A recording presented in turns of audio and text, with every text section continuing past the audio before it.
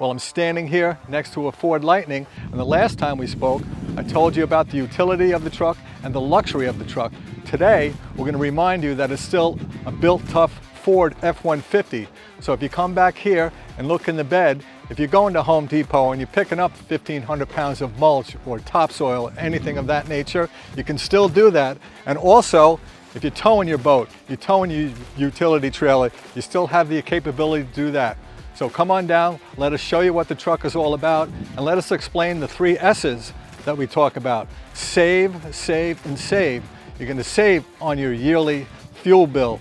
You're going to save on your maintenance bill for the year, and you're also going to save on the price of the truck between the $15,500 in rebates that are available on most trucks to qualified buyers, plus the low interest rates.